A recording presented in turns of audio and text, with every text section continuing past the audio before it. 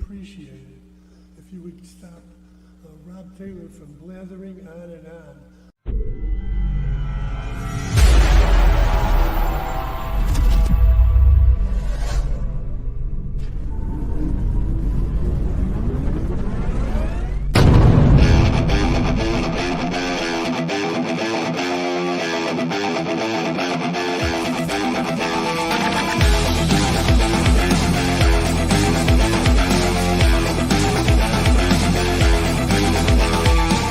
Opinions expressed by the talk show hosts, callers, or guests on the Rob Taylor Report do not necessarily represent the opinions of the hosting platform, subsidiaries, sponsors, or possibly anyone else on the planet or the known universe.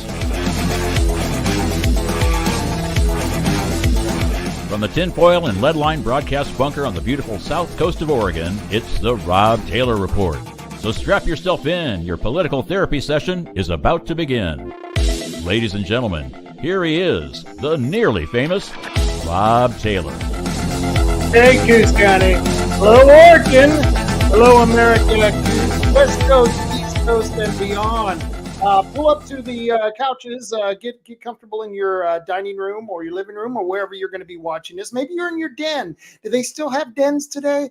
I don't know. I live in Oregon. All the houses are small. But if you have a den, I hope you have a nice big TV where you can catch all the action, because I got a really good show coming up for you. I think this is going to be one of those for the record books, because, you know, my buddy Kevin Starrett, he writes a newsletter on a semi-regular basis. I mean, you know, he doesn't put them out to the point of nauseum. He puts them out when he needs them, and that's why we all enjoy reading those things. And normally he sticks with the gun stuff, but boy, he put out an article in his last newsletter that was to beat the band. I mean, just the name of it was the best name I've seen on an article in a long time. It was called Kamala Harris is a babbling. Oh no, I forgot the name of it. Is only proves I'm a babbling idiot. Is an imbecile, and so a cackling imbecile. That's what it was. Kamala Harris is a cackling imbecile. Boy, talk about the irony there. And I want to bring on a couple of people who are, well, what shall I say, good friends of mine, and people who have a lot to rant about. If you enjoy a good rant, you're going to really enjoy this show. And joining me right now is Kevin Starrett and Marty Kurtz. Kevin, how you doing, man? I'm doing well. You don't want to screw up that cackling imbecile line now, do you? You know, when you're going to fuck up, you got to fuck up going up, right? Well, and it's like, okay, and so you're saying, oh, she's a cackling idiot, and then you're a cackling idiot. So I'm like going, that's perfect. Perfect. I love that. I love that. So, Kevin, how you doing, man? I'm doing well. You know, that email alert was intended to be just a reminder to people how important it was to be involved in the process and vote. And of course, as a result, I've been called a racist, I've called a misogynist, I've been called hateful, bigoted. The irony is that same alert was reproduced in a gun website called AmmoLand. They made a couple of corrections to soften it up a bit. But because it said posted by, and it was posted by the guy who runs AmmoLand, the comments were, Freddie, that's the best thing you've ever written, you know? And so it's kind of ironic that the reactions from, you know, the people I'm trying to reach are, of course, gun owners and members of our organization. And the purpose was to say, look, don't be complacent. Don't be frustrated. The reality is that we need to get out there and vote. And the reactions have been very, very interesting. Most people were like, yep, that's exactly what we wanted to hear. And then there were people who were like, I got, I think maybe 5 pieces of hate mail, 3 of which were clearly from exactly what J.D. Vance described as childless cat ladies.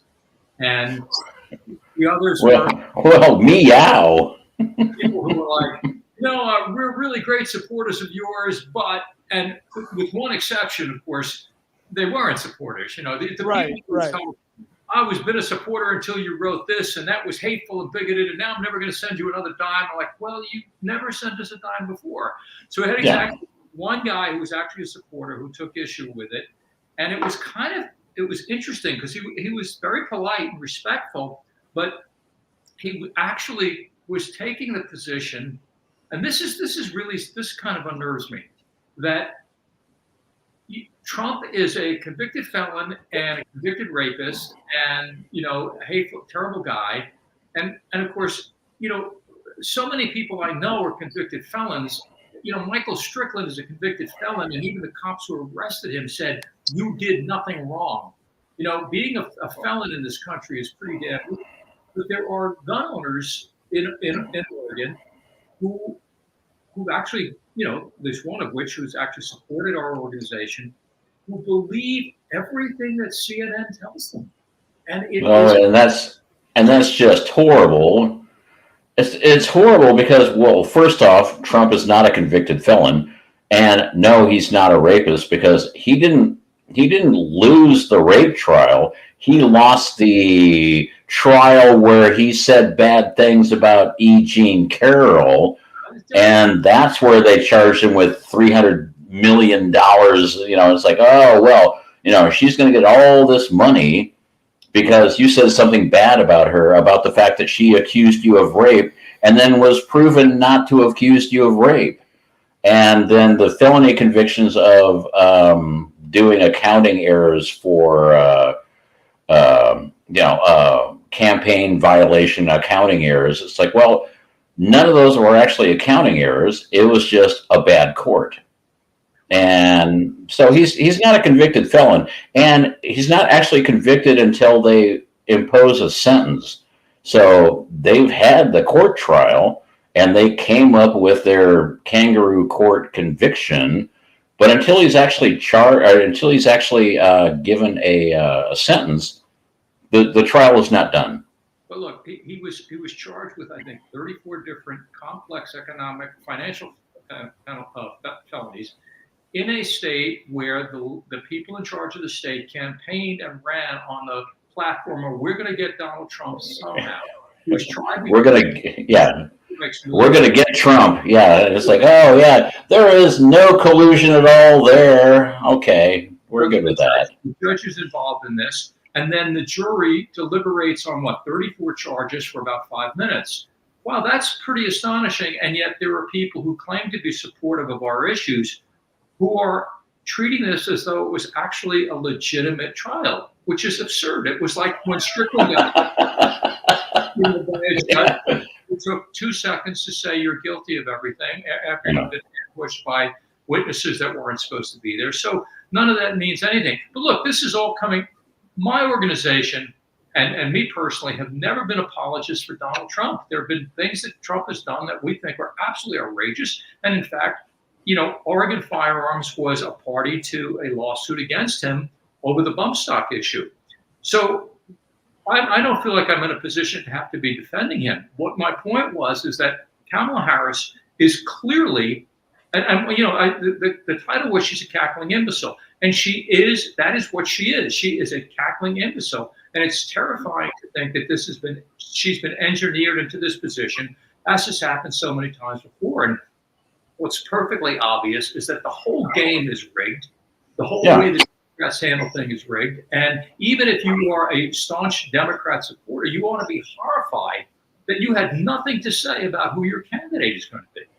Yeah, 14 million people that voted for Biden in the primaries have now been written off the books because, well, we're just going to appoint Camel Toe Cacklehead here as our nominee. And I was like so what happened to democracy there? Aren't you the guys that are like constantly pounding the table going, we got to save our democracy. We got to save our democracy. Yeah, that was the whole thing with what I'm blown away with is we just had a coup take place in the White House where they threatened an old man an old president with the 25th Amendment, and I guarantee you they bribed him. I guarantee you they were telling him, look, we either, push you out with the 25th Amendment, but we'll give you some things. We'll pardon you when they find out all the goods on you. We'll pardon your son when we find out all the goods on you.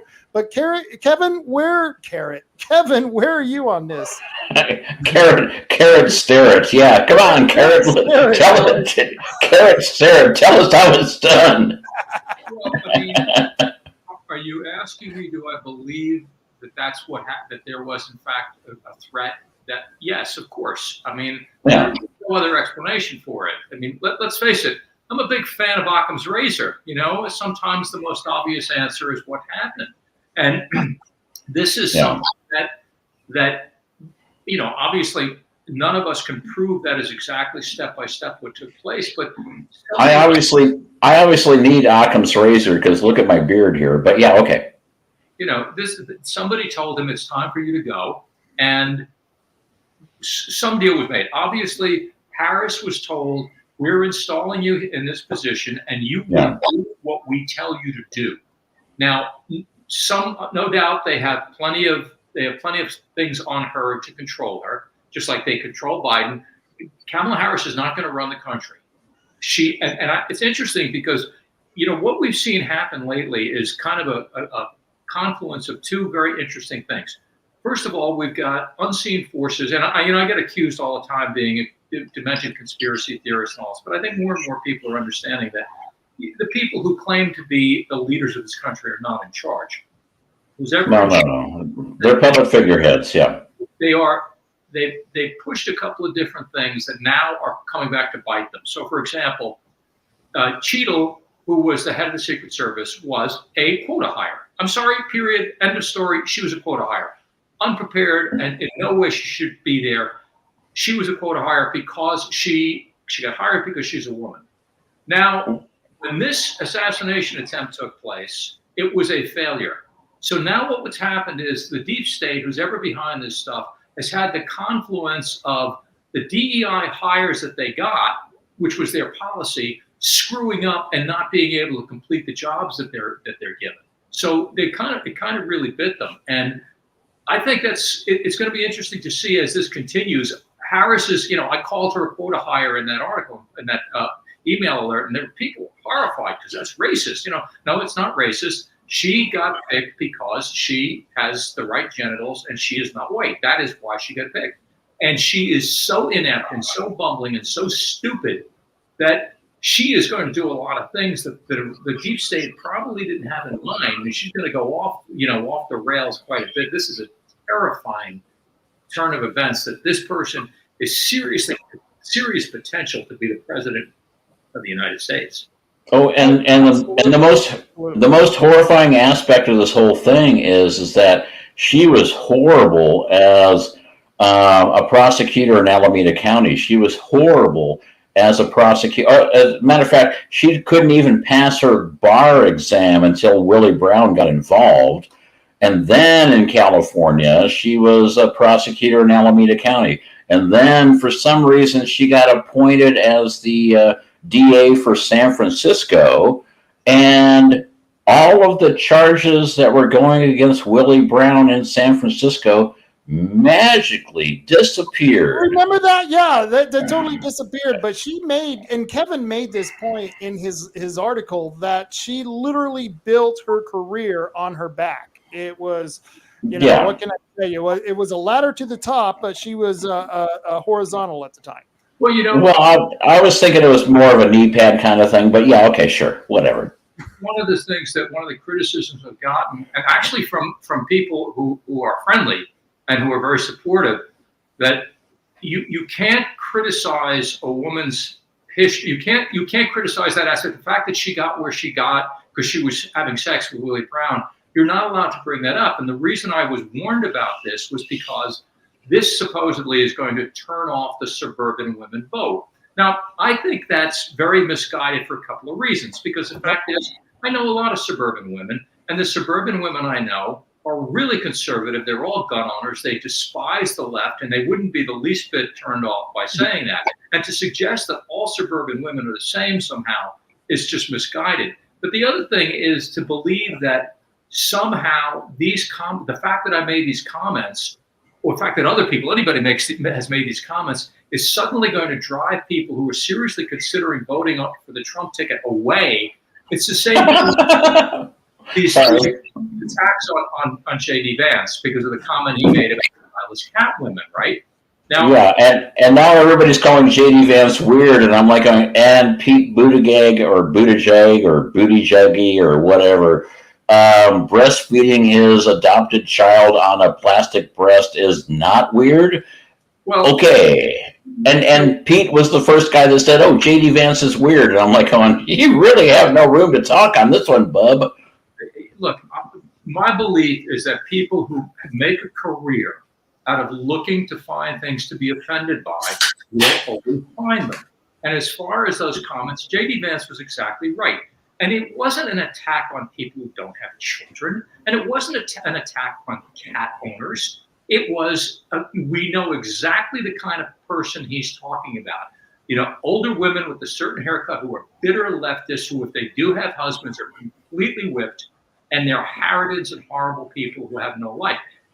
Women know this is true. We all know this is true. Anybody with half a brain knows what he meant by that. But we live in a victim society now. You know, it's like we're a victimized nation, and even people who supposedly, theoretically support our point of view have to tiptoe around this. No, the fact is that, I'm not worried about turning off suburban women. I'm not running a candidate's campaign. I'm reaching out to the people who read our alerts and reminding them, you got to get registered and vote, because many people have gotten disgusted and given up. And I'm not taking one word I said.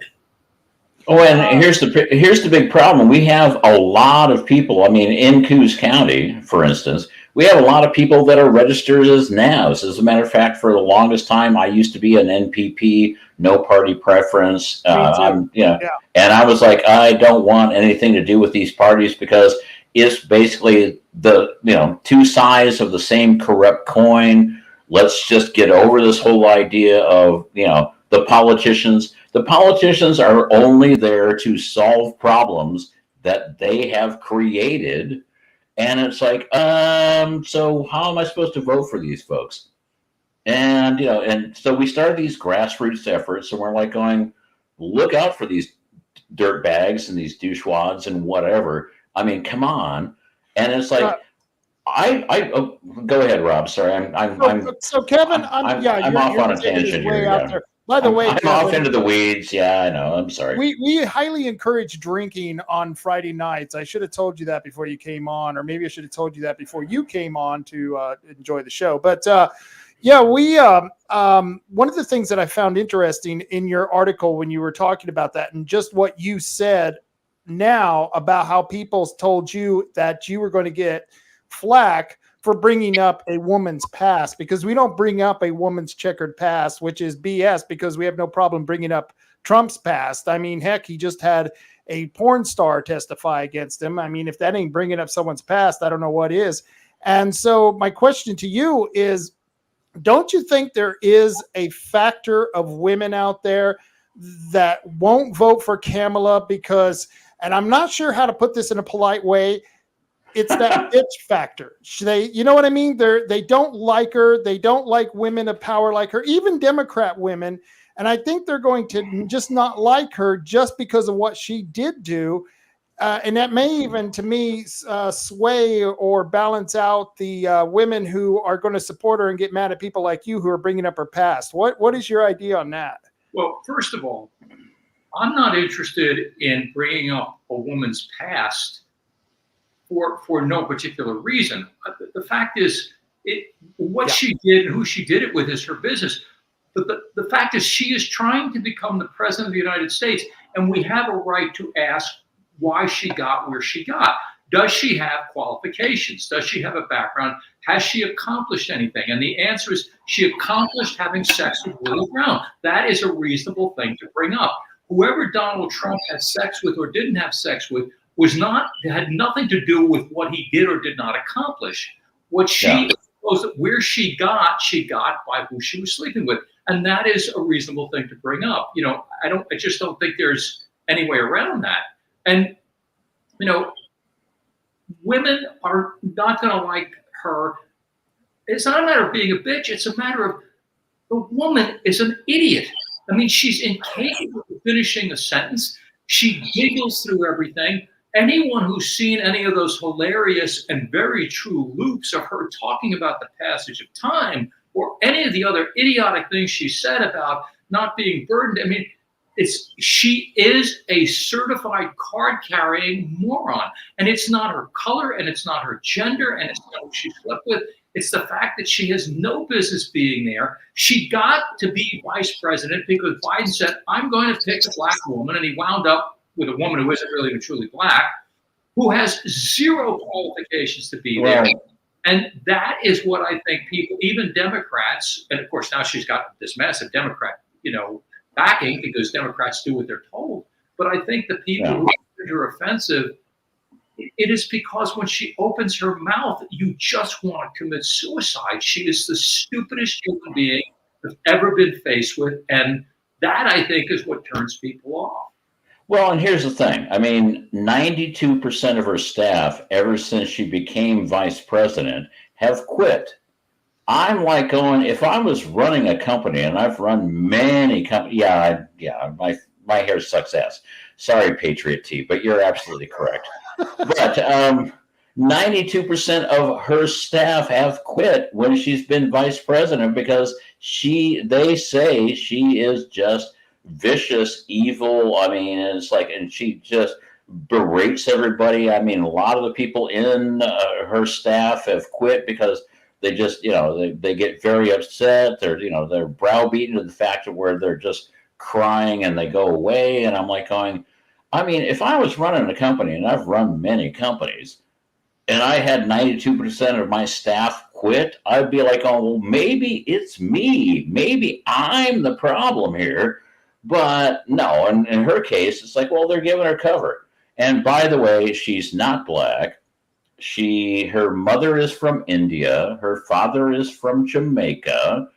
And her father's father, her grandfather in Jamaica, owned slaves. So if we have to forgive Kamala for the fact that her grandfather had slaves, then I'm guessing we're going to have to forgive everybody for the fact that they, at some point in their past, had slaves. And I'm Good luck with that.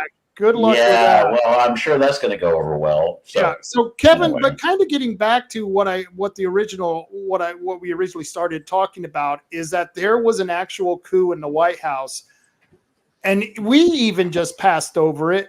And I'm blown away that nobody is really ticked off that this is going on. You know what I mean? It's frustrating to me. Well, Rob, one of the things that I've certainly learned, and I'm sure you watched too, after watching 30 years of the Oregon legislature, is that almost without fail, Democrats will all vote exactly the same on any bill, and Republicans will squabble over things and not agree.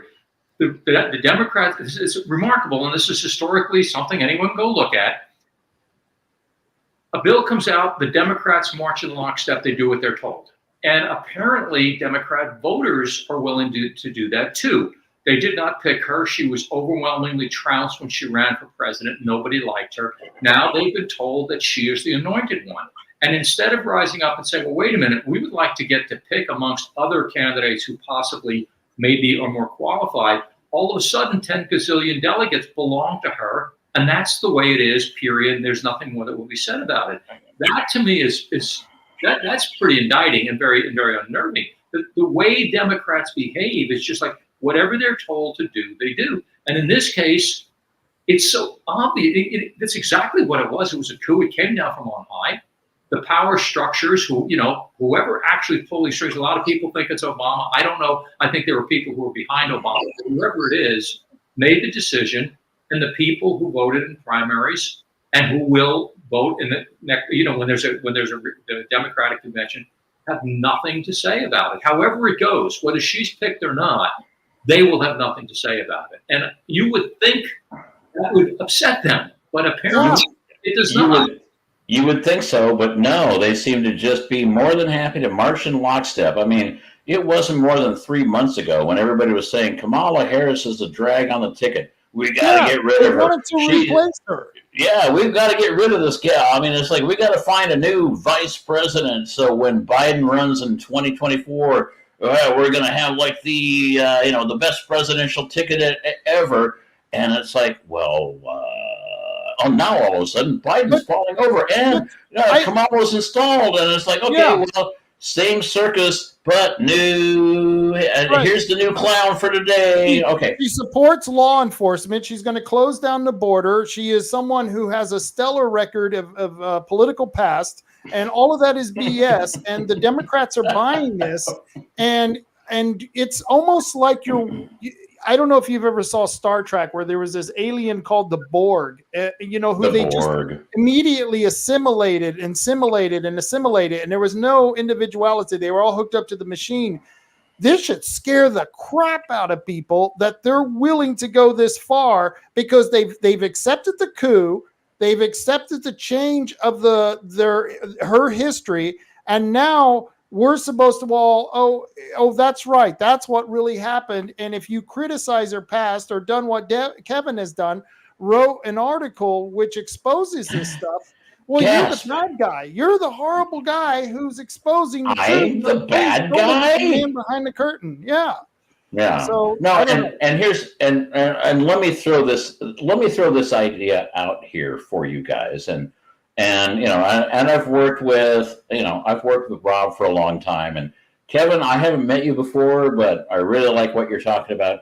And the whole point I'm trying to make here is that I used to work in media. I used to work for ABC TV. I used to own a radio station. I know how the sausage is made, and I know exactly how you can, if you have an opinion that goes against what the corporate says you can do, you cannot put that on the air.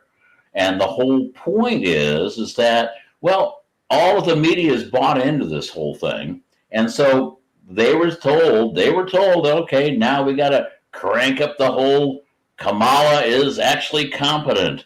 Kamala is actually somebody that everybody loves campaign. And of course, that's what they're going to do. And it's like, everything boils down to the fact that how do you get your information? You get your information from a lot of corporate sources that are all marching in lockstep going, Kamala good, and now all of a sudden Biden bad, and pay no attention to the man behind the curtain. It's like, no. You are not all slaves to the media corporation. Marty, we're going to have to talk about this history of you working for one of the major newscast associations. I've never heard this, and I've known you a long time. We're going to have to Kevin, I'll let you respond to that. Go for it, man. About 15 years ago, there was a bill, an anti-gun bill that was being heard on the House floor. It was being voted on. And there was a Democratic House rep who liked to portray himself as moderate and supportive of gun rights. He really wasn't, but he liked it. He didn't want to vote for the bill. He thought it was a bad bill. Myself and the person who at the time was the NRA representative were sitting up in the gallery watching the proceedings. And this House rep came up from the floor, and he came up to myself and the NRA rep, who at the time was a friend of mine named Rod Harder. He's retired now. And he said to us, I really wanted to vote against this bill, guys. I think it's a terrible bill. He said, but I got dragged into the speaker's office, who, of course, at the time was Tina Kotek. He said, I have no choice. I have to vote for it. And I thought, that's amazing. Here's an adult male who can't vote his conscience because this harridan woman told him what to do. And in fact, I saw it happen again many times with the chair of the House Judiciary, who was a former state cop, former Portland cop, Vietnam veteran, Marine Corps, that named Jeff Barker. And Jeff was a very pro-gun Democrat. And he had been vice chair and then co-chair and then chair of Judiciary when the Democrats took over. And there was a horrible anti-gun bill that he didn't want to hear. And a staffer from Kotek's office walked into the room, whispered in his room, and he said, well, I guess we're going to hear the bill. The bill gets passed out of his committee against his will. And then as chair of the committee, he assigns who will carry the bill or actually explain the bill on the floor. So he said, well, this is so-and-so's bill, and I'm going to have her carry it. And so on the day that the bill had to be heard, guess who carried the bill? Jeff Barker carried the bill. He carried the bill because he was told he is going to do what Jennifer Williamson's bill, he is going to do what he is told. And here's a guy who was a Marine Corps Vietnam vet, cop, state cop, city cop. Tina Kotek humiliated him, sent him, he retired looking like a fool, a guy I once respected because she told him what would happen. And all he had to do was walk into her office and say, you know what? You took my gavel, I'll take my Democrat pin up yours. But he didn't have the nerve. And that's all he had to do was say, F a bunch of you, I'm out of here. And that might have been the end of it. But I mean, it's like, we've run into this so many times where it's like, we were trying to, bring in somebody that might take out David Brock Smith in Senate District 1. And wow, did we get a lot of blowback. I mean, it's like Rob got taken off the air. Diane got her newsletter canceled, and all these people coming out of the woodwork. I mean, Todd Vaughn, who was running against him, actually got removed from his position in the Douglas County Republican Central Committee stuff. And it's like, I mean, is that like, how do you define tyrant? Somebody that's actually coming after you and saying, I will not allow you to ask me a question. And if you dare to ask me a question, I am going to remove your likelihood. I'm like, that's about as tyrant as you can get. And that's a Republican, Marty. That's the scary I know, and that's the scary thing. I mean, it's like, if it was a Democrat, I'm like, oh, okay, that's standard fare. But this was the guy that's supposed to be working for us. We are Republicans in Coos County and Douglas County, and he burned us all to the ground. Kevin, Marty was about to get out of, really put aside a lot of the politics until he saw what David Brock Smith do. And he didn't even know about Dick Anderson and how Dick Anderson was picked by the establishment long before Kamala was picked by the establishment. But once he saw not only the Democrats doing what they were doing, but the established Republicans and their candidates doing what David Brock Smith did, which, as far as I'm concerned, I have never seen a senator abuse their authority in such a way. I mean, that was just mind-blowing. But this seems to be this is just regular practice as usual, don't you think? Well, look, how is it legal for David Brock Smith to openly funnel taxpayer money into his personal pocket? This is not conjecture. This is all on the record. I got receipts. He takes taxpayer money, puts it directly into his pocket, and yet he's defended. Now, let's keep in mind, there's a difference between the party and the caucus. The party in Oregon is a gelatinous blob that can't do anything. The caucus is what's in control. Gelatinous blob, love it. Like Court Boyce, who basically kisses David Brock Smith's ass all the time. You got Brock Smith, who is a fat grifter, an absolute con man. And look, and his complaint is that I get paid by my organization. But guess what I don't do? I don't grift money from the taxpayer and funnel it through a nonprofit that comes into my pocket. So how is it that he gets away with this? And the fact is what we have been seeing, this is not true in every state. What we have been seeing for years is a Republican caucus that is a wholly owned subsidiary of the Democrats. The Democrats, they snap their fingers and the Republicans jump. And now we have clowns like Christine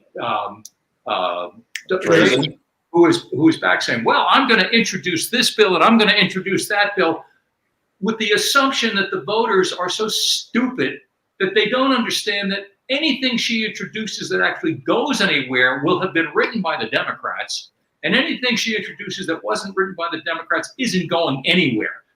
This is just, she's a grifter, Jeff Helfrich is a grifter, Shelley Bozarth Davis is a grifter, and if you get their emails, you'll know what I mean, because every email is a fundraising pitch disguised as a petition or survey. Well, and David, have no intention of winning. They have no desire to win. All they want to do is maintain whatever seats they can maintain. If they can get a majority, they want the majority not to do anything positive, but because the majority gets to control where the money goes. And as we've learned, exactly. the direct payoffs that the Republicans have gotten from the Democrats, $2 million to House reps, $4 million to senators, if they play ball, it's disgraceful, and it isn't a secret. This isn't me saying it. This is stuff the leftist media has reported. Right. Yeah. Absolutely. I don't know, Kevin, if you got Mark Crosby's latest email with the meme that he posted. This is, I thought this is, I don't know if you can see this on the screen of Kamala kicking old Biden off the cliff. I thought that was absolutely beautiful and very poignant. I do want to. And it's nice that she's in a straitjacket. So, and she's in a straitjacket where she should Yeah. be. And he's in a wheelchair because, they don't want him getting lost. So, yeah, absolutely. But I want to play this video here because there was a kick-ass parody put out on Kamala Harris. I'm Kamala Harris, and this is my rebranding. I get it. Until now, Americans have seen me as that childless Karen that always has too many drinks at the cocktail party, and you don't have the heart to tell my husband Doug that he's a whipped beta male married to an insufferable witch. Look, I get it. I'm unlikable. I'm inauthentic. I say crazy shit. It is time for us to do what we have been doing, and that time is every day. When we talk about the children of the community, they are the children of the community. You need to get to go and need to be able to get where you need to go to do the work and get home. And yes, okay, I was the border czar. And so even though I might have been a bad vice president, what I do have is ambition. You would not believe what I would do for this country. Oh, who am I kidding? If you vote for me, you're as cringe as Chuck Schumer. We are here today to throw our support behind Vice President Kamala Harris. I'm clapping. You don't have to. Let's all. That was hilarious, man. Well, and the thing that's funny about that is that I think it was Elon Musk that actually posted that on X. Yes, it was. And Gavin Newsom got really upset. The governor of California got really upset. And he's like going, well, you can't take a campaign ad and change the message because that's just bad. I mean, I'm going to pass a law that makes sure that we can't take campaign ads and make them look bad. And Elon Musk responded with, according to Professor Sug on These Nuts, parody is still legal. And I was like, oh my God, Elon Musk just told the governor of California to suck on his nuts. I'm thinking that's the funniest thing ever. I don't know if you've seen that, Kevin, but I mean, it was just hilarious. What's really interesting about that is that, for one thing, it shows the possibly quite terrifying power of artificial intelligence, that her voice could be so perfectly fake. But what's far more frightening about that is what wasn't faked, that everything she said, the video of her was actually her speaking, which is just a demonstration once again that the woman is insufferably stupid, and to be appointed by whatever powers there are that are appointing, the people who are the titular heads of our country. It wasn't like it was made up. It was cut and paste. I mean, it was the exact audio, and they just essentially just cut and paste various parts of all the speeches she's done and made her look like, well, exactly how she is. Where it's like, beep, beep, beep, beep, beep, beep, and it's like, well, you know what? And this is potentially going to be your president, as opposed to, I need some ice cream. Bring me some kids. Yeah. Bring me some kids to sniff. Yeah. Yeah. So it's, Kevin, I loved your article, and I was kind of sad that the editor of Ammo Land took some of the comments out, or I would have pictures of them up here. But we just went through the president nearly being assassinated. I watched last week's show and I kept saying the Trump assassination. I forgot to add the word attempted assassination, but and it's on the screen now. But one of the things that they're trying to do now is completely erase the fact that he was nearly assassinated. And two, you got I forget the FBI director who was up there saying that he wasn't hit by a bullet. He was hit by shrapnel. Like that's any difference. It was shrapnel, probably from a bullet, right? So what are your thoughts on this? Well, the same people who are engineering the ascension of Kamala Harris were responsible for the protection of the president and that location. And it's a joke. It's absurd. I mean, another thing, in my original alert, I said they'll stop at nothing, including murder. And I think AMOLAND changed it to attempted murder, but it wasn't attempted murder because a guy was murdered. Let's not forget that a guy there was actually murdered.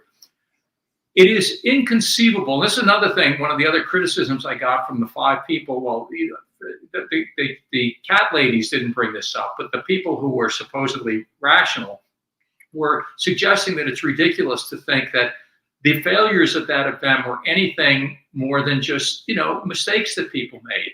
This is the premier protective agency in the world who didn't look at a nearby rooftop and say that's a problem, who had nobody in an advanced team noticing a kid walking around with a rangefinder or a drone, who every single one of these failures or mistakes just happened to take place at a place where a lunatic with a rifle was available.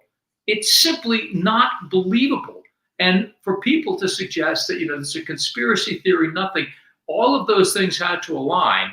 All of those failures on the part of supposedly the best in the world had to align at a time and a place where this kid had the opportunity, the ability to get in, and the weaponry to do this. And I'm sorry, I don't believe it. I just don't believe that it's plausible.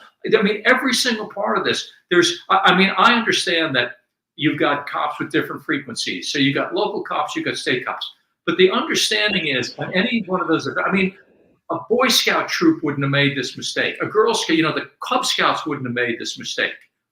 The reality is when you've got different people on different frequencies, there's always one member of each of those organizations in a room on that frequency, instantly able to translate that information to everybody else.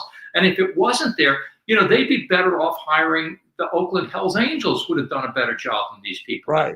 None of this is possibly believable. And then on top of it, to watch the idiotic comments from Cheadle, the sloped roof thing was off the charts. And at the time, I thought this is her way of sticking up her middle finger and saying, I can say anything I want because it doesn't matter what I say.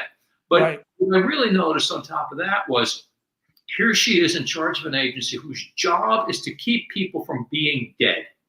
And when somebody was dead and when the former president was nearly dead, she didn't even seem embarrassed or remorseful. It wasn't, in addition to refusing to answer questions she admitted to having the answers to when questioned by members of Congress, she didn't seem to be the least bit troubled that she got an innocent person killed. Now that to me says something, either that she's a sociopath or there's something more going on behind the scenes here. And, frankly, given that we have never even gotten the truth about the Kennedy assassinations. Right. We know there was involvement by government agents. We know that the stuff that, the MK Ultra, all those things, that's not conjecture. That stuff has all been, documented and demonstrated. Weird. And what's really, truly terrifying is that they probably have lunatics like this kid all over the country. Yeah. I show up in a van full of explosives. I wander around with a rifle. I climb up on a roof. There's no ladders for, I'm sorry. Nobody notices this. It just is not possible because, there are certain things that you do when you are protecting somebody. And one of the things you do is look around and see what's a dangerous situation. Somebody else was supposed to cover that roof. Well, nobody's on that roof, so clearly we ought to hang out a minute and see why no one's on that roof. It's absurd. And this guy who's taken over is just the biggest clown as Cheeto was.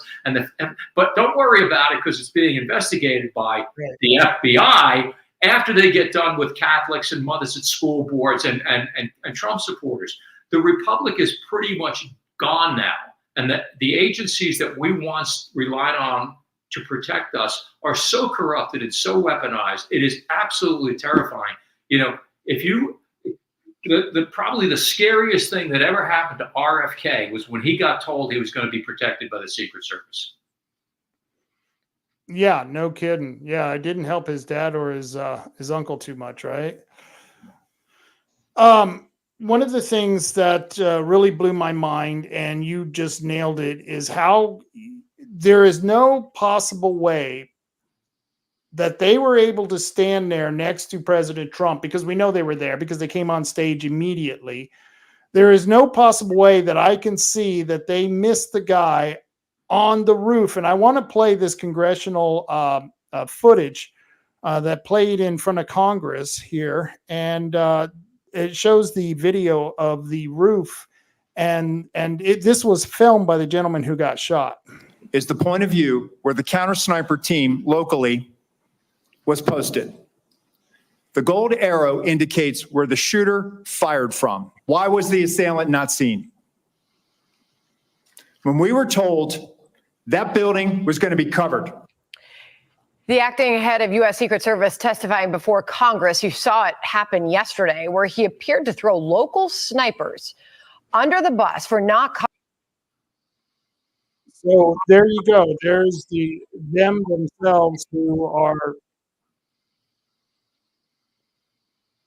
Sorry, I couldn't turn off that sound, but there it is. Once again, they were showing a roof that to me just seems like it's impossible. Like you said, completely impossible that they could have missed this. I mean, I've gone to big events and, maybe I got a sick mind, but I've often stood around thinking, wow, if someone really wanted to take out a lot of people, it wouldn't be hard to place a person here or a person there. And you would think that the Secret Service would be looking around for that type of thing going on. You know what I mean? It's just mind boggling, like you said.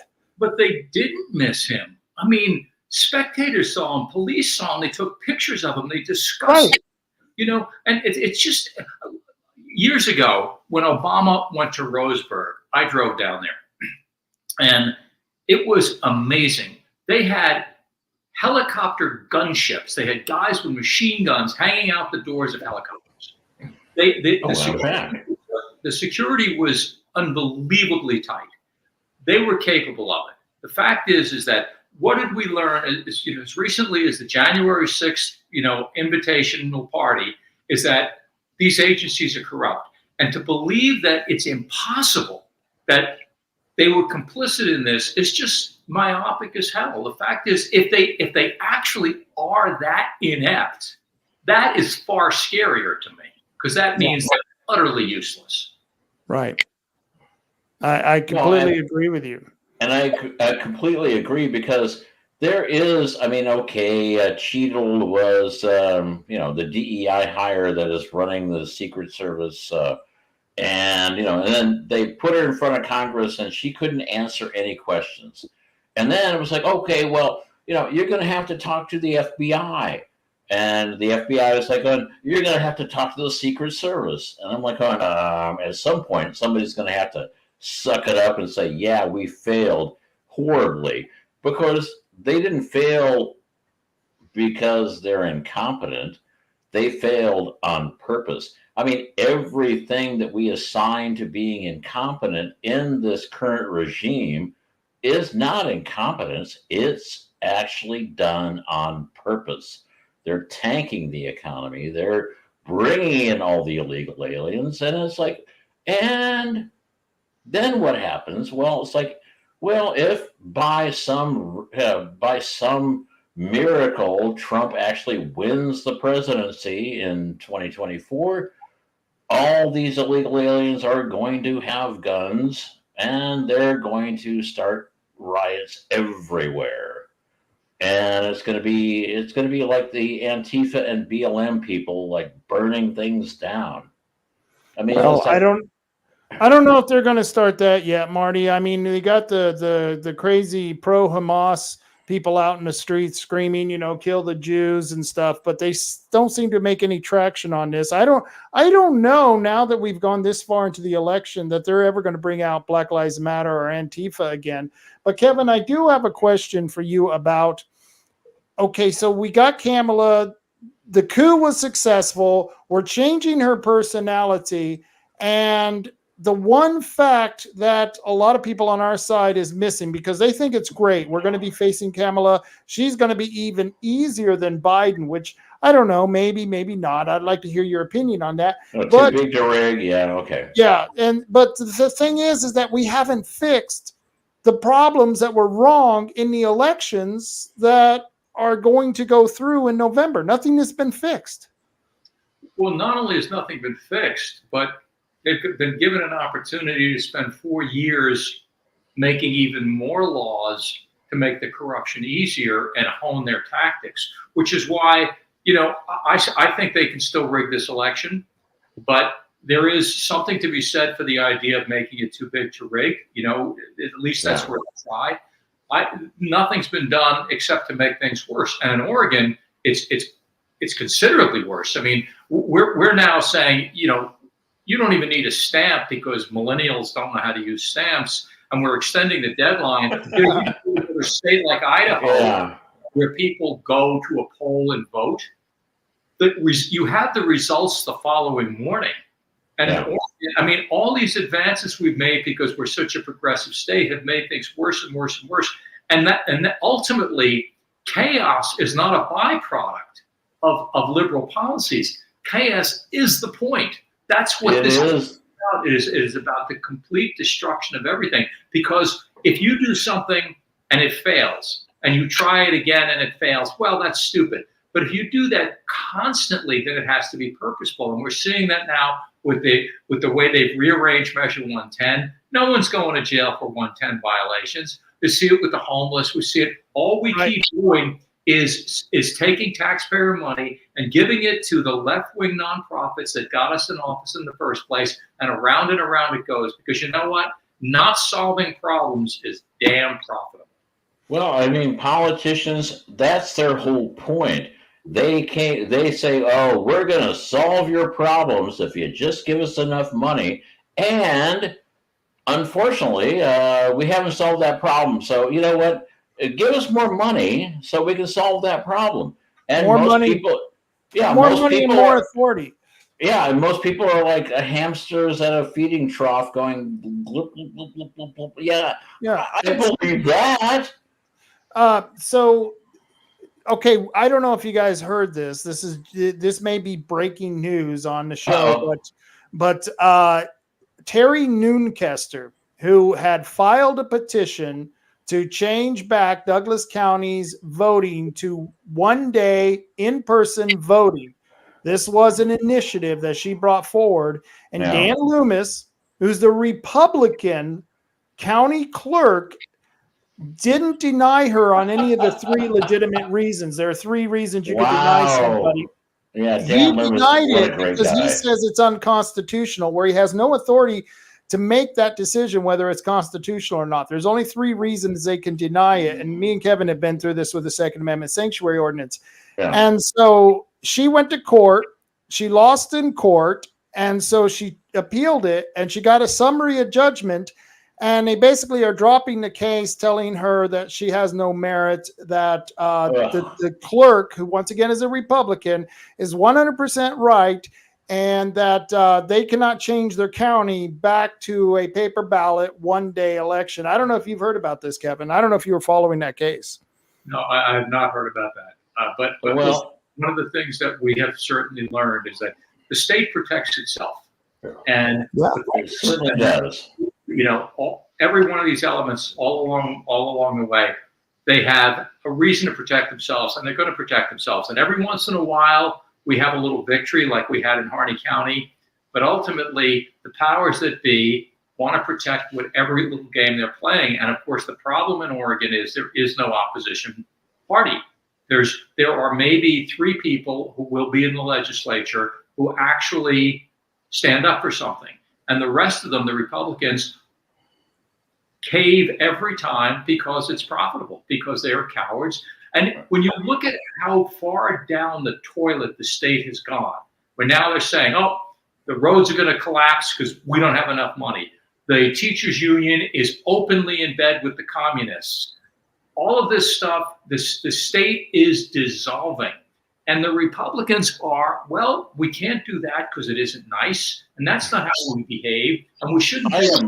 We see this not only on the state level, but we see this with the supposedly the Republicans in Congress. You know, Chavez de Reamer, who can't kiss enough Democrat butt, who can't do anything.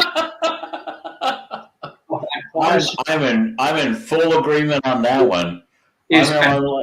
Both she and Cliff Benz always vote for the Biden agenda. They voted for budget bills they can't afford. They voted to authorize FISA. They do this. They voted to give $40 billion to promote homelessness. These are the Republicans, because who's that money going to? People who figured this out, but Massey did. You know, where he said, "Look, these people just want to be liked." And that's the sickness that invades Oregon Republicans, is that they are wimps who just want to be liked, and they think to be liked you be more like a Democrat. Be like more like a Democrat.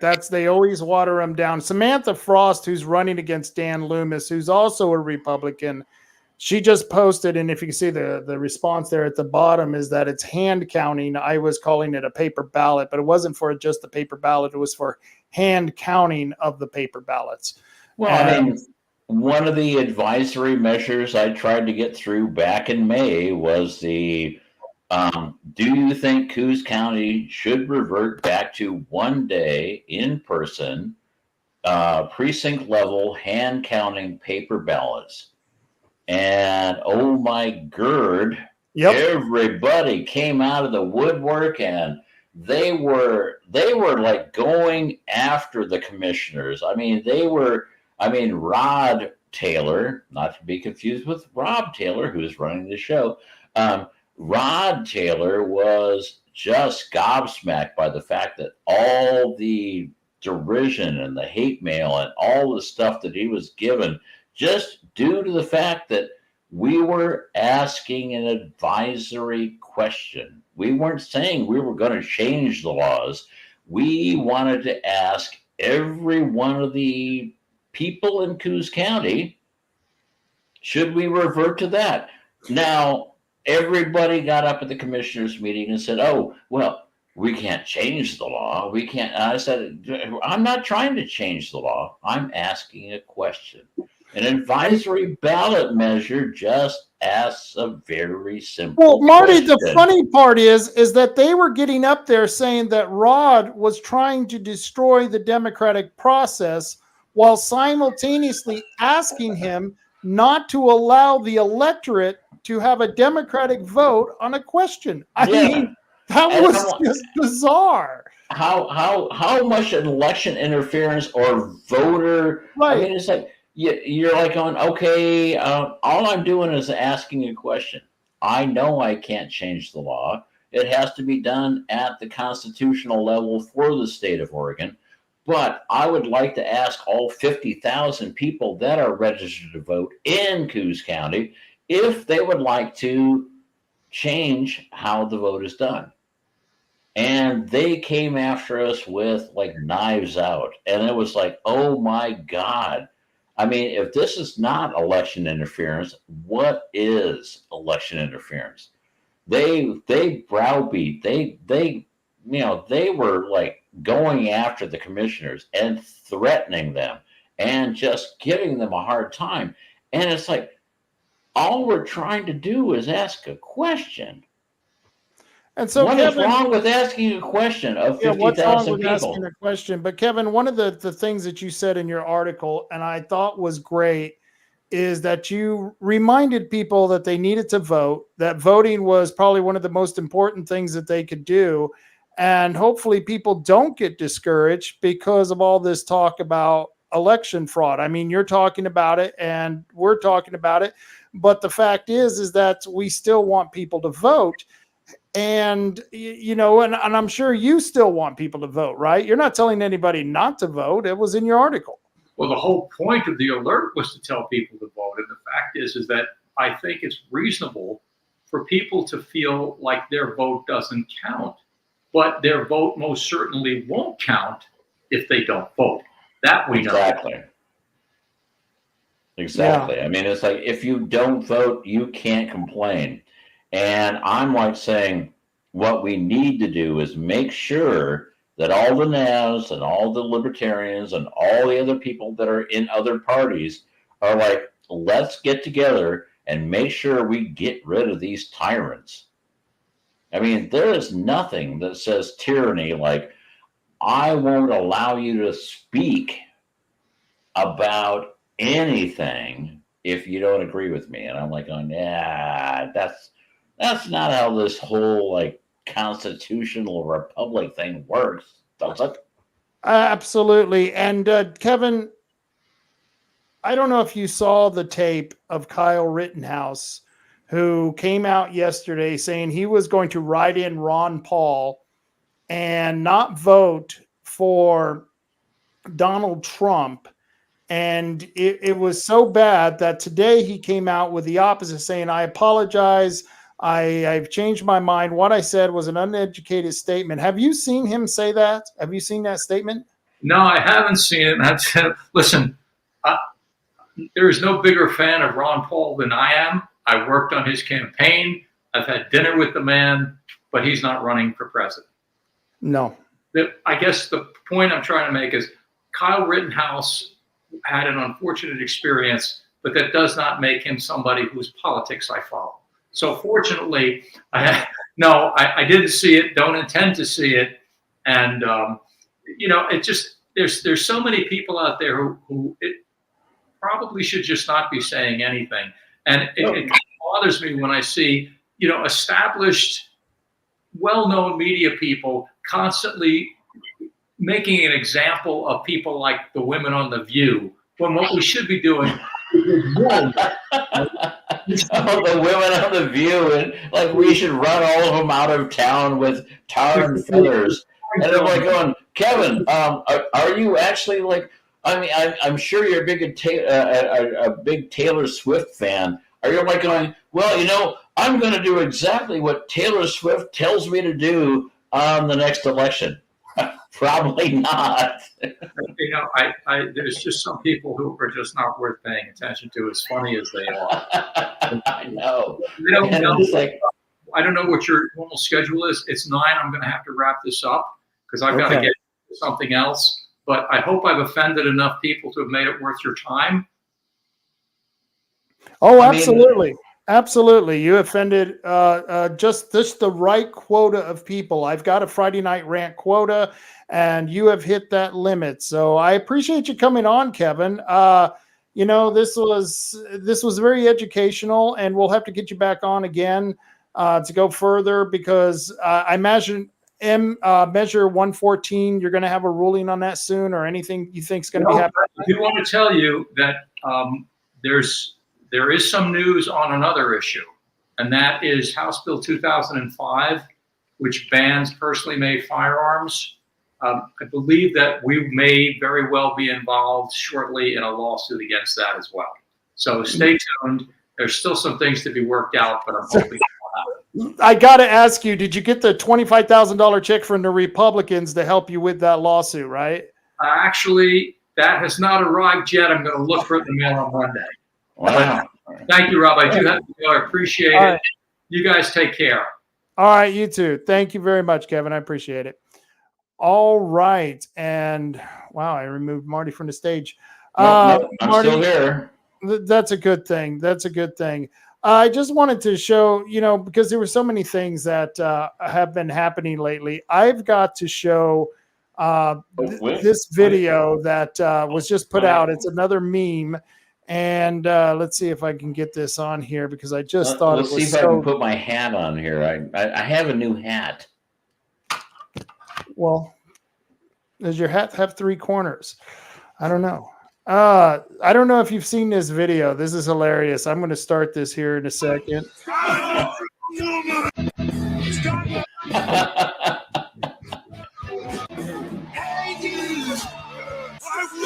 The South Park predicted this long before it happened. Oh no, and the weird thing is if you go back in time, you can find a Monty Python sketch.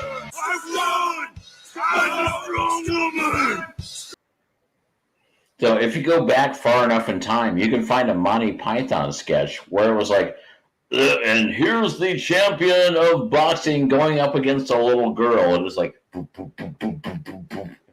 And it's like, okay. I mean, it's like, I think Babylon B said it best, where it was like, and now we've actually made an Olympic sport of domestic violence. Yes. Yeah. Yes. And here's a obviously male guy beating the crap out of a woman. I'm like going, that's a good message to send right after you sent the message of the Last Supper. We're gonna like completely defile that. And I'm like, that more people need to go back and watch the mighty Monty Python movies, all of them, especially The Life of Brian and The Meaning of Life. I think that people would, if you go back and you watch some of those things, I mean, their parodies was today's reality. It was just almost that much. So, I don't know. So it's well, the best is yet to come. Did you know Kamala Harris went out with Montel Williams? Oh, of course I did. Yeah. I lived in Hollywood at the time. I knew that. Oh, well, of course. Of course. Patriot. And yes, I lived in West Hollywood, and no, I'm not gay. So let's get that over with. That is a requirement, I thought, to live in West Hollywood. You have to do that, freaky. Well, but no, I thought it was because it was a great place for rent control, because West Hollywood turned itself into a self-contained community that for gay people, so that they could get police protection, because they weren't getting any police protection from Los Angeles police. And so they created their own community, and they also put in like rent control. And it was like, I moved in with he said he wasn't gay, but I'm like, yeah, you and who else doesn't think you're gay? I mean, when I moved in with a guy, everybody's like, hold on, Marty, I didn't think you were gay. And I'm like, I'm not, but Phil is a really great roommate, because he was a what do you call the guy that circus ringmaster? He was a circus ringmaster working for circuses around the world. And so as roommates go, he was never home. I was like going, well, that's great, because then I could do whatever I want to do. I got to play this other video for you. This is another one that, yeah. I mean, when you find these little gems, you just got to share them with everyone. And, this is the great thing about Twitter. Now that you can do anything you want on Twitter, there's a whole bunch of things that you can do and play. And this one here, since you were talking about it, I thought you would like this campaign commercial. These faggots should get their own faggot category, because before, if a man hit a woman, it used to land him in jail. Now, it gets you a gold medal at the Olympics. These are the worst Olympics in history. They have made a mockery of humanity and women. Oh, man, that's brilliant. Dick with a dick. Keep women's sports female. Have to come and get me off your ass. That's how I'm going out. For the punk motherfuckers. These. And I'm voting for her. I don't think I can vote for her, but I'm going to go ahead and throw in my ballot, because it's just freaking hilarious. I'm all down with that. And I'm like going, are you kidding me? It's like, okay, I'm old enough to remember back in like the 70s and the 80s when they had Olympic sports, and they're like going, we're worried about the women weightlifters. The women weightlifters from Booger Globia are just not women. And then it was like, and we're going to check them for steroids, and we're going to check to see if they're men or not. And I'm like, the gal that got, the crap kicked out of her, the Italian gal that got the crap kicked. I'm like going, and the first thing you should probably do is just do, a kick to the crotch. And it was like, if he falls down and goes, oh, my penis, he'd be like going, okay, he's a guy. Yeah, no kidding. It's funny you mentioned that when you were talking about the weightlifters from Russia. There was a show back in the 80s called In Living Color, and I love that. Jim Carrey. Jim Carrey did this character. I forget the name of this character. It'll come to me 5 minutes after the podcast is over. Oh, of course, But he had the pigtails and the horse face. And she was like, funniest damn thing. Yeah. And she's like, of course I'm a woman. And it was like, once again, you've got a show who is their parody is the present, and our present has become the parody. There was a movie out years ago with John Ritter called Americathon. Have you ever seen that movie, Americathon? I have not seen Americathon, but I was thinking Idiocracy was like, I didn't realize it was supposed to be a documentary. Well, way before even Idiocracy came out, John Ritter, Meatloaf was in this movie, and I forget all who. Yeah, Meatloaf, believe it or not. Meatloaf. And it was a hilarious movie on a parody of America's future. And it's funny how some of the stuff they got completely wrong, but there were some stuff in there that you're going, how did they know? How did they know this? But that's just great stuff. So I guess it's of your opinion is that we probably really shouldn't have men and women's sports, especially in the Olympics, because nobody wants to see a man beat up a woman. And I don't either. Well, I mean, and even like Leah Thomas or whatever her name was that won in swimming, I'm like going, okay, this guy was like 220th in the national rankings in the world until he said, oh, I'm a woman now. And I'm like going, so you're saying that if you can't make it in men's sports, you just have to like pretend you don't have a dick, and now you're going to swim against women. And how is that supposed to be like a good thing? It's not a good thing. And here's an odd thing. One time, I used to sing a lot of karaoke, and which is really not a good idea for most people that have ears, because nobody wants to hear me sing, and most people don't actually want to see me on video. I have a face made for radio, as everybody knows, but somebody said, there were times when I'd take requests and they're going, do, woman, hear me roar. And I did it, but I did it in a Rula Lenska kind of way. And I'm like, I am woman, hear me roar. In numbers too big to ignore. I am woman.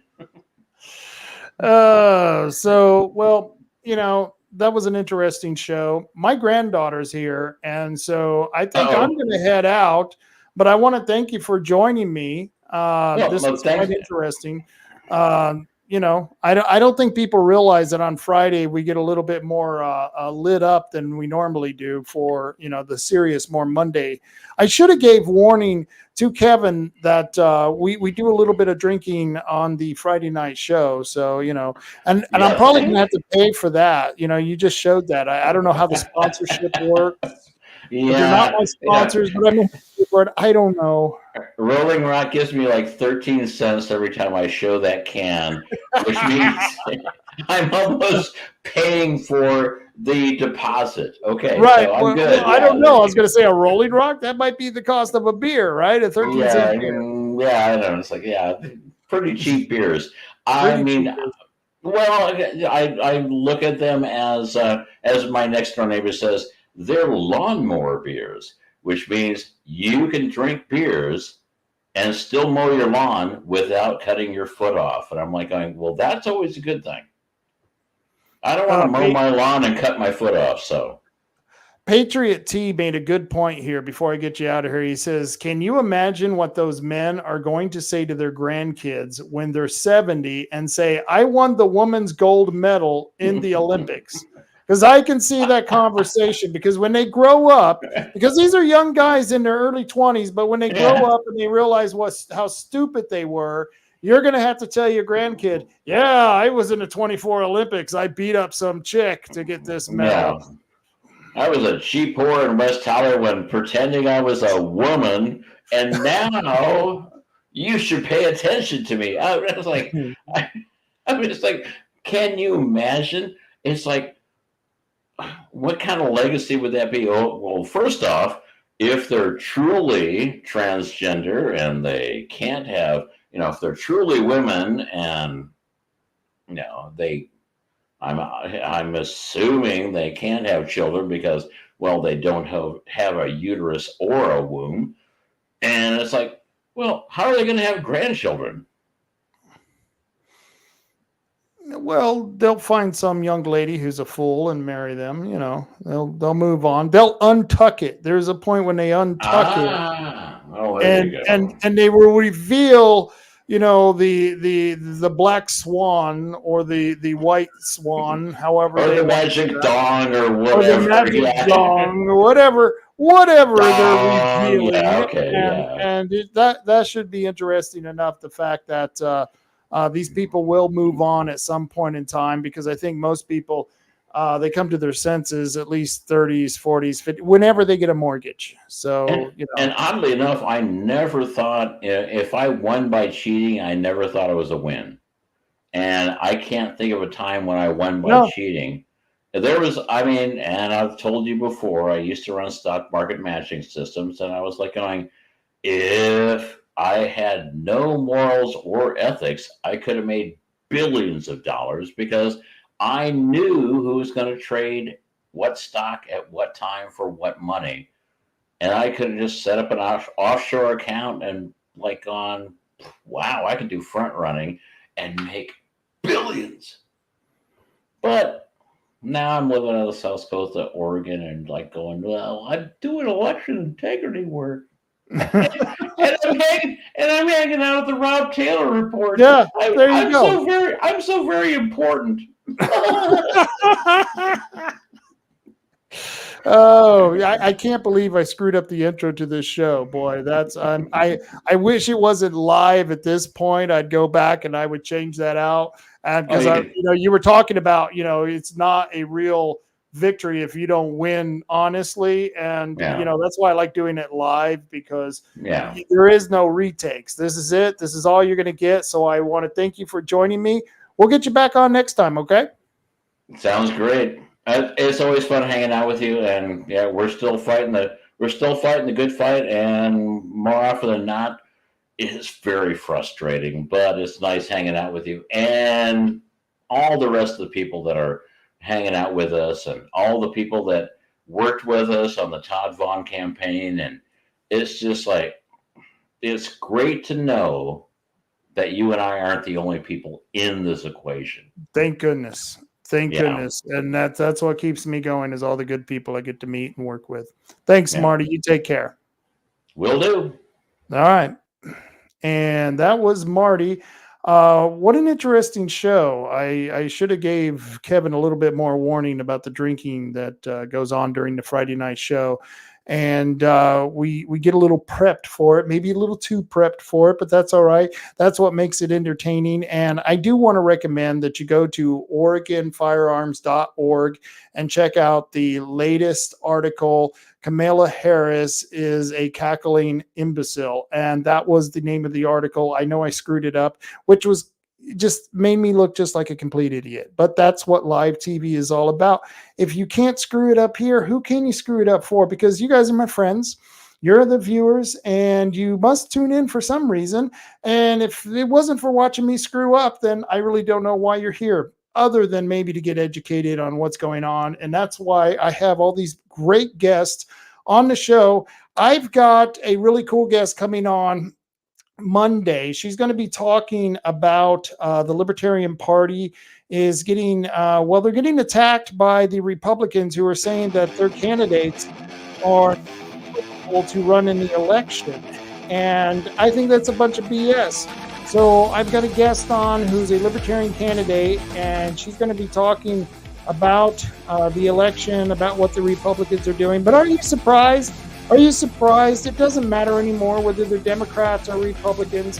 If these are the people who are hooked up with the establishment, if they are the people who are hooked up with the deep state, the administration, the big government of Oregon, because Oregon has a big government, and they're all trying to, they're on the dole. They're on the dole, and they're all getting their fair share. They're greasing the skids. We know it. We have proven it time and time again. I mean, we've talked about it on the show more than once. And so the Libertarian candidate, and to be quite honest with you, I can't remember the district she's running for. I think it was House District 5. She's running for House District 5, and it's a tight race between the Republican and the Democrat. And that's why the Republicans are saying she's not even qualified to run. I think that's a bunch of BS. I know a lot of people are going to disagree with me. They say, oh, no, Rob, Libertarians, they run as a spoiler. Yeah, well, I got news alert for you. So do Green Party candidates. Green Party candidates also run as spoilers for the Republicans. In fact, I've known campaigns where the Republicans have donated money to the Green Party just so that they would have a candidate siphoning off votes from the Democrat in a race. In fact, if you read my latest article on the Rob Taylor Report about Dick Anderson and how he was handpicked by the Republican establishment, you will see exactly what happened in his first race in 2020. If it wasn't for the Republican Senate caucus paying money to a Green candidate to run in that race, Melissa Cribbins would be sitting in that position. And I can tell you now, Melissa Cribbins, she would have had just as a good a voting record as Dick Anderson. In fact, I would argue that Melissa Cribbins, someone who is a political adversary of mine, she would have probably had a better stance on the bills for the Second Amendment. I'm just willing to bet that. It's just my opinion. I don't know. But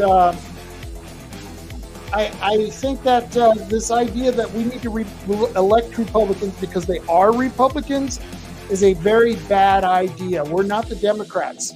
I mean, if we start doing that for Republicans and the Republican Party, if we blindly start following the establishment in the party, we're no better than the Democrats who just committed a coup in Washington, D.C.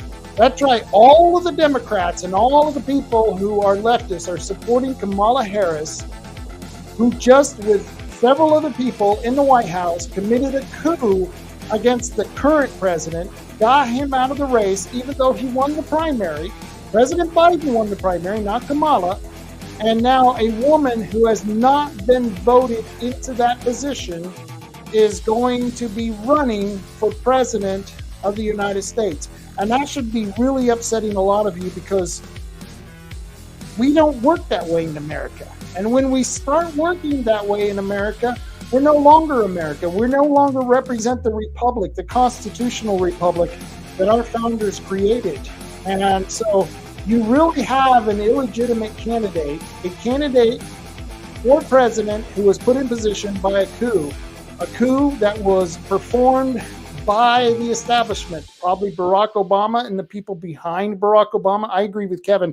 I don't think Barack Obama is all that smart. I think there's people behind him who's manipulating him. And now they're going to be manipulating Kamala because she's in debt to the establishment for putting her in position of being the presidential candidate. And this is some scary crap.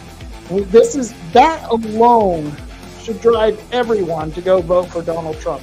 Whether you like him or not, whether you like his personality or not, at least he was elected to be the Republican presidential candidate. And so that's why it's more important today to fight for him to be president. But it doesn't mean you have to go along with the Republican establishment. That's why you have to look at each candidate individually. And so, there's a lot of Republican county level party members or party establishment. there's a state party establishment. They're asking for a lot of money right now. The Republicans in the state of Oregon, the Republicans of Coos, Curry, and in Douglas County, they're asking for money for their county parties. And I would argue that you would be better off going directly to Donald Trump. If that's true who you want to give money to, give money to Donald Trump's campaign. Don't give it to the party apparatus, because the party apparatus is actually acting like the Democrats and eliminating your choices for these different positions. And I give you Dick Anderson as an example.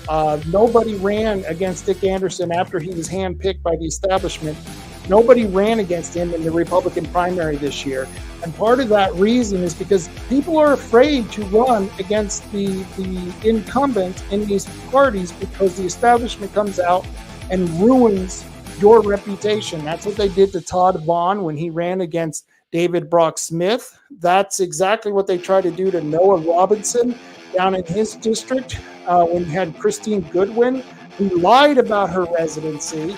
And she had a good voting record, but she lied about her residency, which is a bad idea. And she was running with the rest of the establishment pack. So you got to watch these people very carefully. You got to watch their actions. And that's why I like having people on like Kevin Starrett, who can explain the inner workings of the party, because he's been involved with this for a long time, and he's a straight arrow. He tells you like it is, and he doesn't mix words on what's going on in the party apparatus.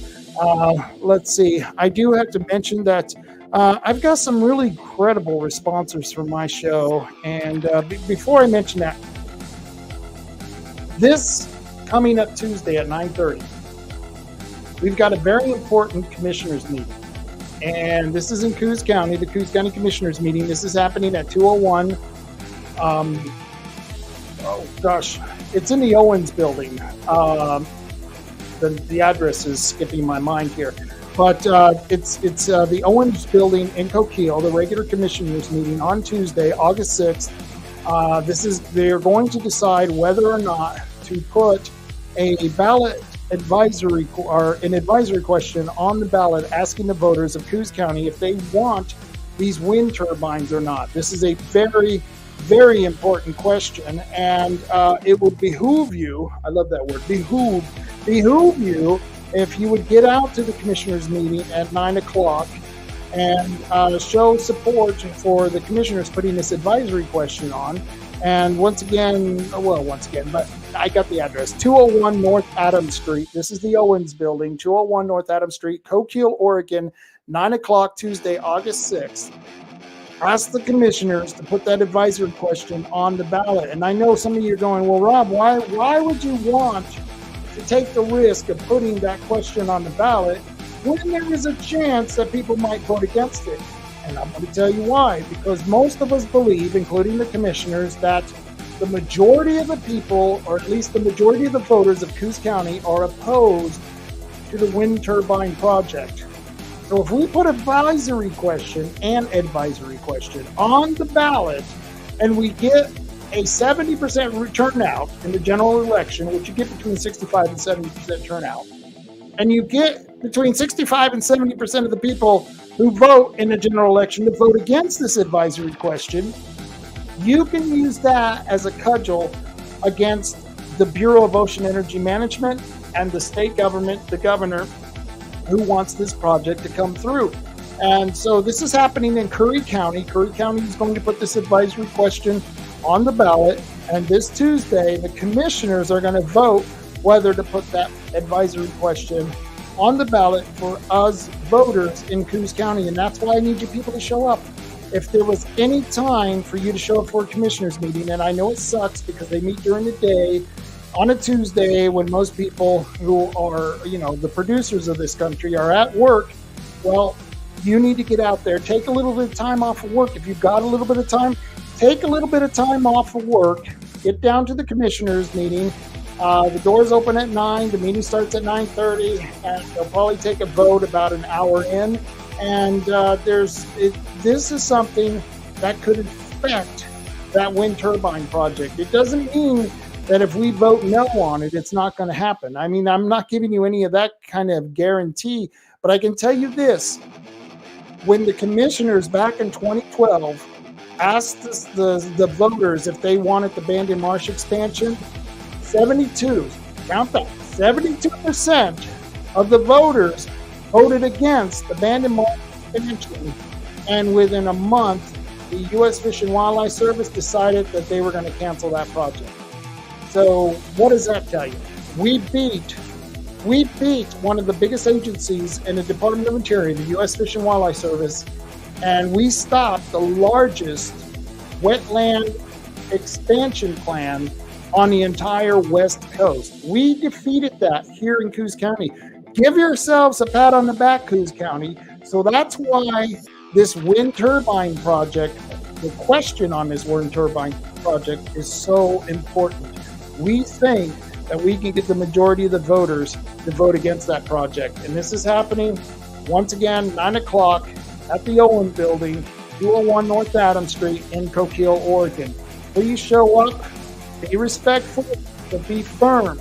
Tell them, we want this question on the ballot because we need to show Oregon and we need to show the federal government that we do not want this project. And there's also another reason. They gave money, $2.5 million. Well, they originally tried to give money, $2.5 million, to the Oregon State University, but not just any part of the Oregon State University, but the psychology department. They gave $2.5 million to the psychology department to do a survey on the wind turbine project here in Oregon. So I want you to ask yourself, and by the way, the $2.5 million came from a company who's involved with creating these wind energy farms all over the world, and especially here in America. So the OSU got money, the psychology department at OSU got money from a company who's in the business of making money off of creating these wind energy projects. Come out here and take a survey of us people out here in Coos County. And what do you think anything you answered on this survey was going to be in favor of the project, because that's how psychologists works. This is going to be a total psyops being committed against the people of Coos County, Curry County, and Douglas County. And we have to have this vote so that people are asked a clear yes or no question. Do you want it? Or are you opposed to it? If you ask the simple question, we believe, and the commissioners believe, that the majority of the voters are going to say, hell no, we don't want that wind project. And that's going to circumvent any survey they try to do here in Southern Oregon. No matter how they ask the questions, the commissioners already asked the question, they get the vote, they get it in November, and then we start the process of moving forward, because that will also help us in any lawsuits that the county becomes involved with trying to stop this project as well. Which that in the end may be where we're going, is that the county commissioners of all three counties down here in Southern Oregon will probably end up in court suing the Bureau of Ocean Energy Management to stop the wind turbine project. So you got to get involved. We can do this. Like I said, we stopped the largest wetland restoration project on the West Coast in 2012. It made national news, and most people today don't even know that. That's the power of the voter if we work together.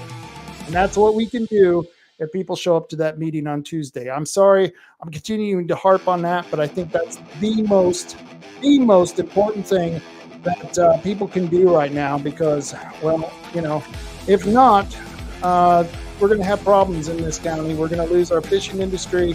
We're going to lose a lot of mammals out in the ocean, a lot of birds, a lot of the crabs, a lot of the other fish that populate the ocean, the environment itself. It's all going to be deteriorated by this project. But I did want to remind you folks that I also am sponsored. The show is sponsored by 3H Tree Service.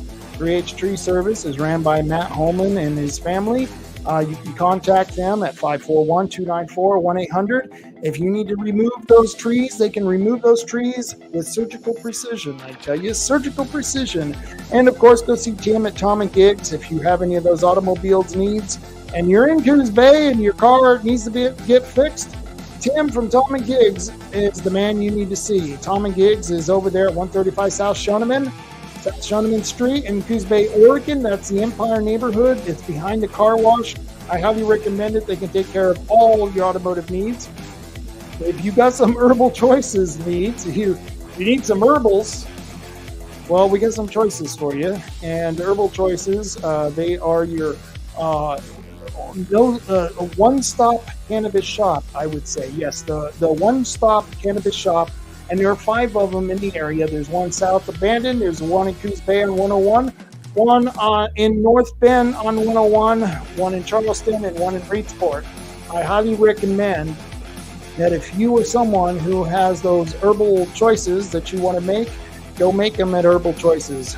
There's a cannabis dispensary that has been a sponsor of this show for a very, very long time. And of course, Kevin was on the show. Kevin, once again, always a delight to talk to him. Oregon Firearms Federation, the only no-compromise gun group in Oregon. Check them out at OregonFirearms.org. Once again, that's OregonFirearms.org.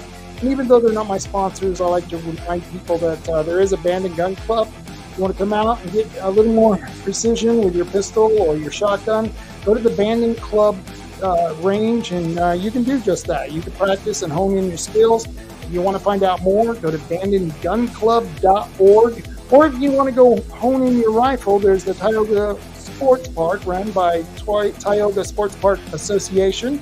And you can get more on them at the TiogaSportsPark.org website. They got a lot of information out there. Can tell you a lot of stuff. Let's see if I got a few comments while I was here. Let's see, Packer T. Yeah, like Area 51 with Steve and Drazen. Yeah. Area 51. That's funny you mentioned it. I think that was District 51, not Area 51. But hey, we'll go with that. He says, later, Rob. Great show. Oh, thank you. Thank you very much. Next time, I'll try to catch Marty before he's on his 5th or 6th Rolling Rock. I think he would be a little bit better. Sometimes he took us into the weeds there, going on and on. But it's always a pleasure to have him on the show. And thank you for the compliment. Thank you very much. And Samantha Frost, that would be amazing. I don't know what you're talking about, Samantha. I'm not sure what you're going with there, but I'm sure it would be amazing, whatever you're speaking of. And if you guys would, I would appreciate it if you would go to my website, Rob Taylor Report, robtaylorreport.com, and like, share, subscribe to my YouTube channel, Rumble, or X.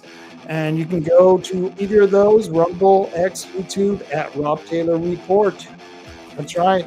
I capitalized on that. Got a little monopoly on the Rob Taylor Report name. So please go like, share, and subscribe to my channel because it helps build up the amount of people who get to see this and helps me out tremendously because I'm trying to grow this audience, trying to get a few more people educated on the southern coast of Oregon. Who knows how far it will go, but I'm enjoying it. I hope you enjoy it.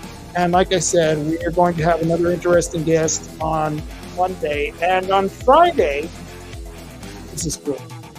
This is going to be really cool. Friday, I'm going to be filming the Friday Night Rant live at the Roseburg Fair. That's right. You know how things get wild on the show on Friday nights, but we're going to be at the fair in Roseburg, so who knows what the hell's going to happen. That's going to be a wild time. I've got a lot of friends who are coming out to the fair. We're going to be partying. We're going to be walking around, talking to people, asking their opinion on things. We're going to be talking to a few of the candidates. We're going to see what's going on in Roseburg and the surrounding area, and all that's happening next Friday on the Friday Night Rant. So please join me. And until then, you know what I always say, friends. Carry on, Coos County. Carry on, America. Carry on.